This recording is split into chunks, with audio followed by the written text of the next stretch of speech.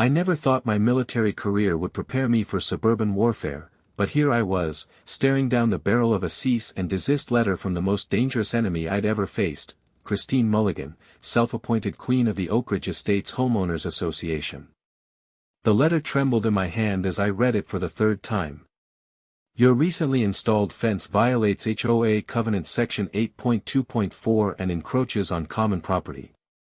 You are hereby ordered to remove said fence within 72 hours or face daily fines of $100 plus legal action. I'd only been back from my final deployment for 6 months. After 15 years as an Army Corps of Engineers specialist, Quinn Irving had finally settled into civilian life in what I thought was a peaceful neighborhood. I'd saved every penny to buy this modest 3-bedroom ranch house on the corner lot, my forever home after years of temporary barracks and tents in far-flung places. The fence in question was nothing fancy, just a simple 6-foot cedar privacy fence I'd installed myself around the backyard. Perfect for giving my service dog, Ranger, some freedom while keeping him safe. The HOA guidelines clearly permitted privacy fences, and I'd followed every specification to the letter: height, material, color, even the precise distance between posts. I'd even submitted the proper paperwork and received approval before starting construction. This is ridiculous, I muttered to Ranger, who cocked his head sympathetically.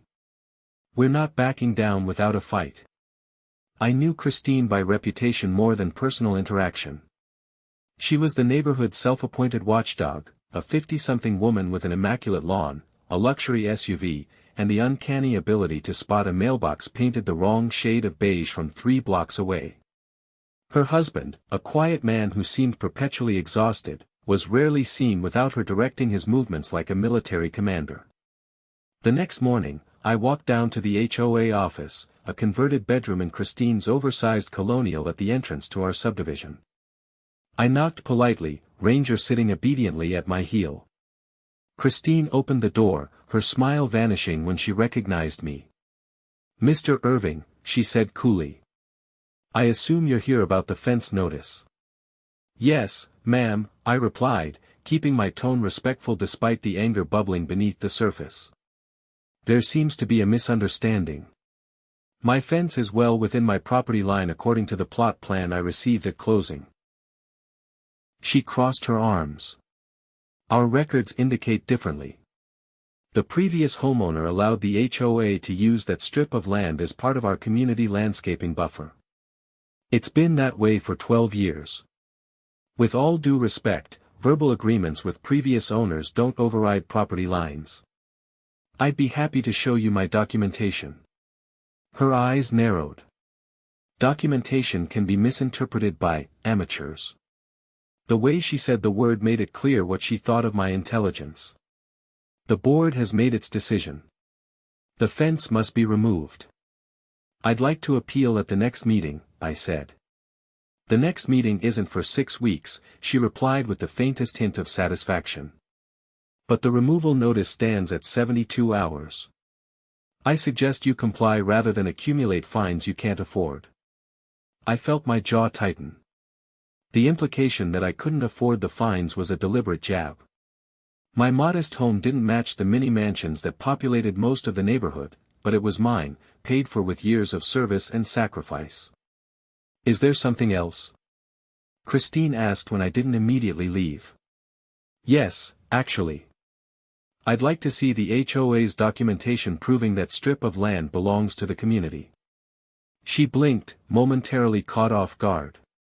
"That's confidential HOA business. Available only to board members." "As a homeowner and HOA member, don't I have a right to see records pertaining to my property?" "I'll have our attorney contact you," she said dismissively before shutting the door in my face. Ranger whined softly as we walked home. "I know, buddy," I murmured. "Something's not right here." Back home, I spread out all my property documents across the dining room table.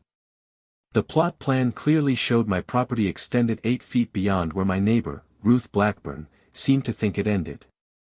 Ruth was the only neighbor who'd been friendly since I moved in, a retired elementary school teacher with a fondness for gardening and sharing homemade cookies. Quinn. I made too many snickerdoodles again, Ruth called, knocking on my side door that evening. She entered with a plate of cookies and stopped when she saw the papers covering my table. Battle plans? I laughed despite my frustration. Something like that. The HOA is claiming my new fence encroaches on community property. Ruth set down the cookies and picked up my plot plan. That's odd. I've lived here 20 years, and that strip has always been part of this property.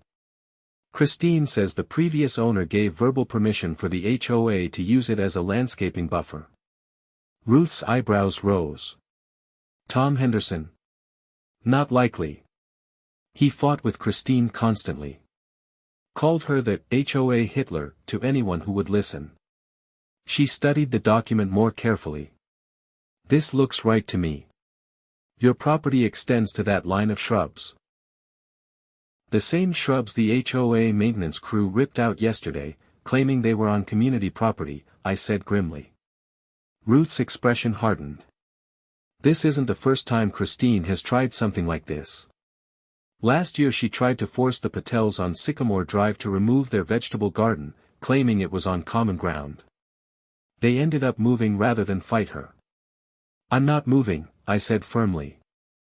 And I'm not removing my fence. Good, Ruth said, patting my arm. It's about time someone stood up to her. You know, my late husband was a land surveyor.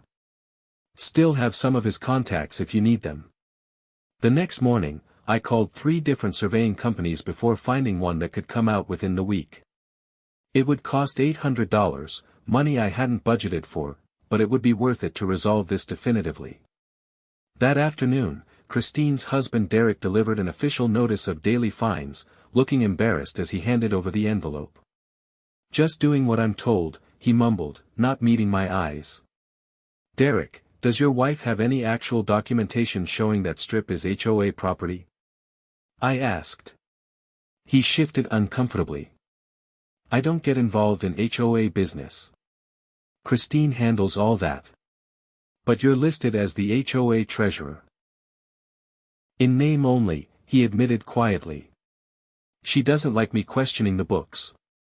Before he could say more, a silver Mercedes SUV pulled into my driveway, and Kristine emerged, face flushed with anger. Derek.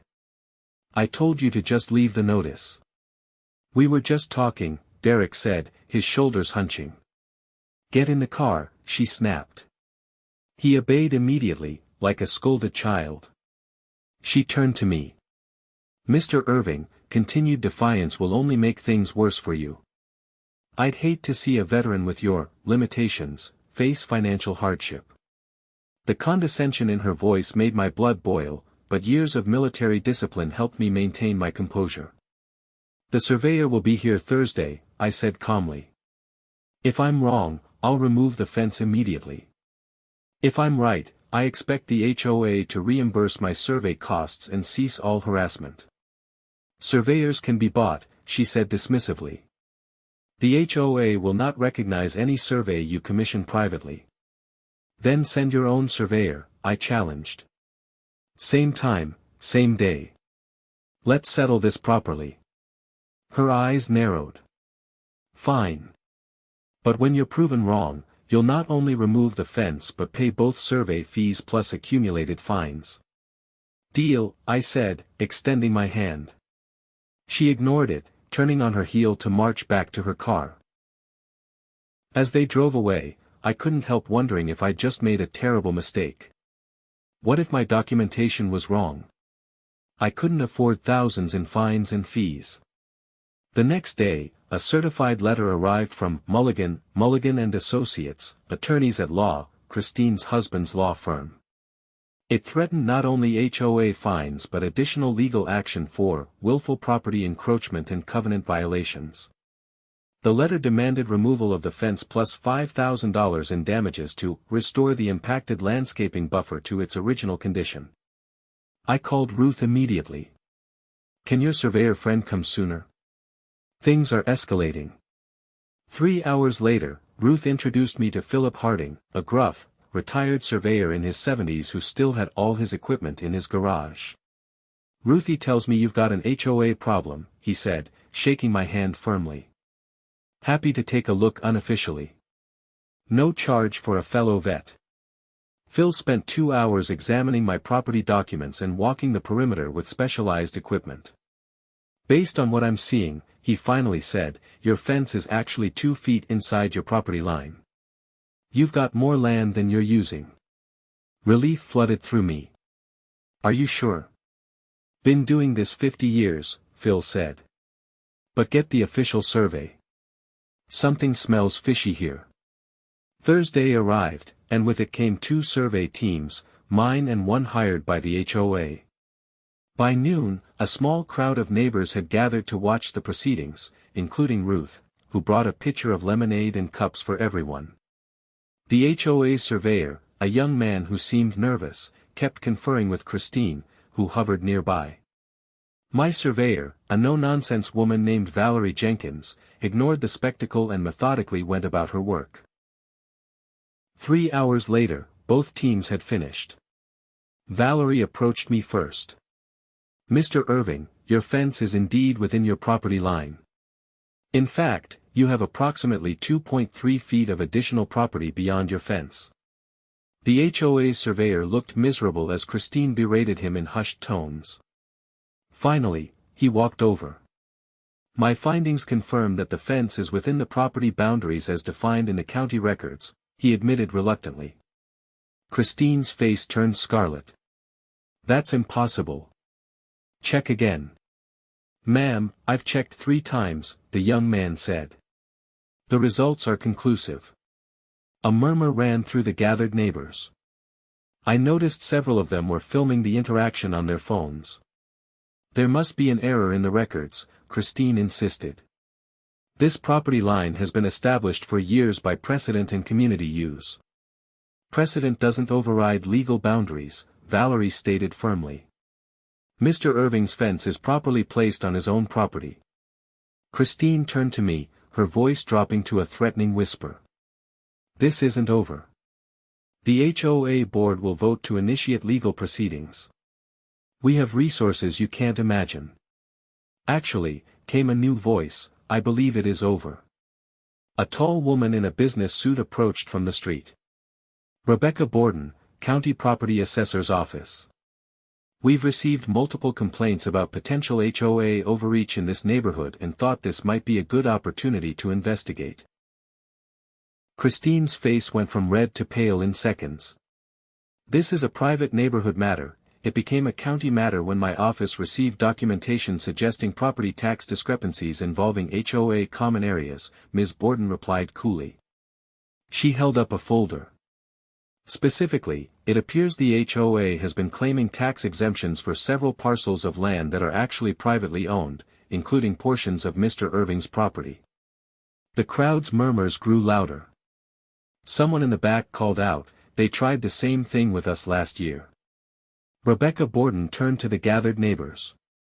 If anyone else has experienced similar boundary disputes with the HOA, I'd appreciate speaking with you. Tax fraud is a serious matter. As if on cue, Derek Mulligan emerged from the crowd. I have documentation, he said quietly, not looking at his wife. Financial records showing HOA funds being used for personal matters.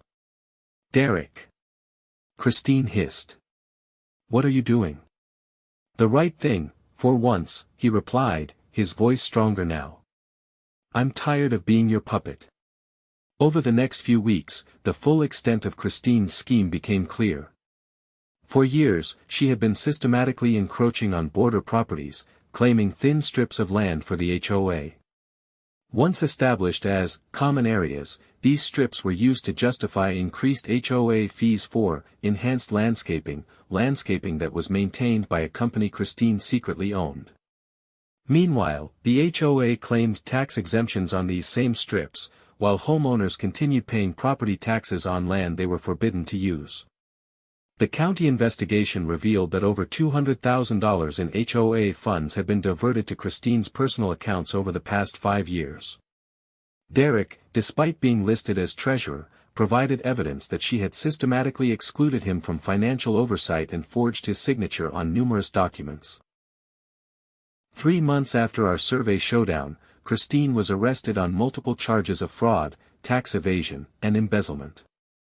Derek filed for divorce the same day, looking 10 years younger as he delivered the papers himself. The HOA underwent a complete restructuring. To everyone's surprise, Ruth was elected as the new president, with me somehow ending up as treasurer. Our first act was to reduce monthly fees by 40% and eliminate most of the petty restrictions that had made everyone's lives miserable. As for my fence, I actually moved it out those extra 2 feet, creating a perfect spot for the neighborhood's first little free library, Ruth's idea, and a bench where neighbors could sit and chat. Ranger seemed pleased with the expanded territory.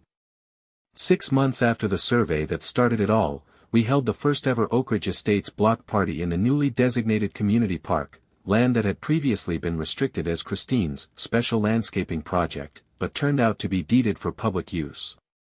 Derek, looking relaxed in jeans and a t-shirt, approached me with a beer in hand. "I should have stood up to her years ago," he said, watching children play on the new swing set. "I just kept telling myself it was easier to go along." "Sometimes the right path is the hardest one," I replied, thinking of my military service and the challenges of coming home. "The HOA is finally what it should be," Ruth said, joining us with a plate of her famous cookies. "A way for neighbors to come together, not a weapon to keep people in line." As the summer evening wrapped around us, with neighbors chatting and kids playing, I felt a sense of belonging I hadn't experienced since my military days. It wasn't just about winning a boundary dispute, it was about finding my place and standing my ground, literally and figuratively. My fence still stands as a reminder that sometimes, defending what's rightfully yours is worth every battle. And now, when I look out my window at that cedar barrier, I don't see a source of conflict but a symbol of home, a home I fought for overseas, and then fought for again right here in suburban America.